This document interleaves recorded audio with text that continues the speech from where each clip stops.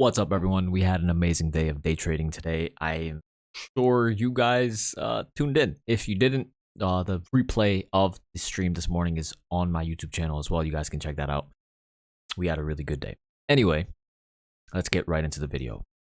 Basically, we can clearly see the bonds are vomiting and making new lows. All right.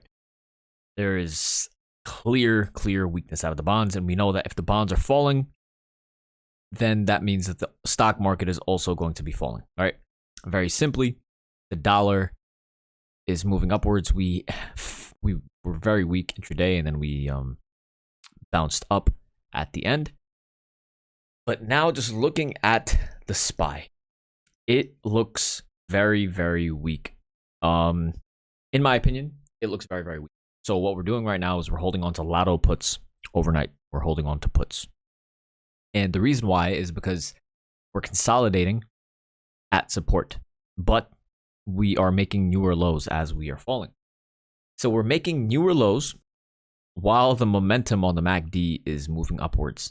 So this is setting up for a massive move to the downside because there is clear divergence in the MACD and price action. So if buyers just stop buying for one day, this is going to fall very dramatically.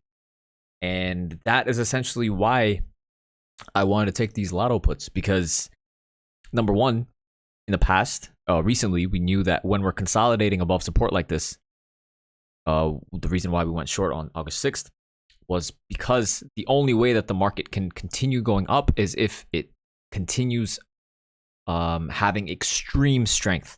When we consolidate like this at support, there isn't there isn't a high enough likelihood chance that we bounce. So yes, we are basically following, and we still held above 365.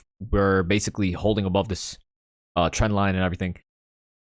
But that isn't a good enough reason to automatically expect a huge move to the upside. Of course, we could be wrong, but this is just a disgusting setup here. The intraday move was also disgusting. This is a huge wick to the upside.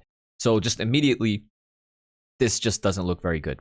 And this entire setup looks very similar to what happened mid to late September, where we had a big move to the downside. And similar to essentially how we first started falling down over there. And, you know, after we shorted, what happened afterward as well, we just continued falling. So that's what I'm sort of banking on. The only time it makes sense to be extremely bearish or extremely bullish is at extreme levels of support, or if we're breaking above levels of resistance. At the moment, we're not doing either. We are making newer lows and falling. And the other very important thing is that on this entire move to the upside, the IWM was one of the main reasons why the SPY and everything moved up.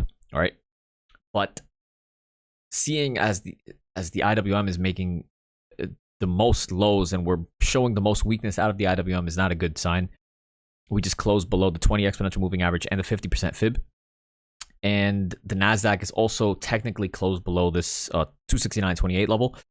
Yes, I understand that we closed basically like right below it, so it's not a clear break of support, but this is obviously also not really a very bullish pattern. Things, in my opinion, just are setting up for a monster move to the downside, and it makes sense to try to take lotto puts for a potential move to the downside.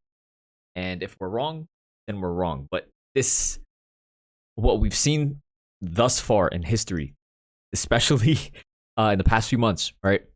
Since we are in a bear market, that the only times that the SPY continues to go up is when there is a lot of massive buying pressure, or when we have extreme selling, right? This is neither. We need to either fall down very sharply and find some sort of a bottom, or they need to release some good news, or we need to start showing extreme strength and start breaking and holding above levels of resistance and not retesting levels of support.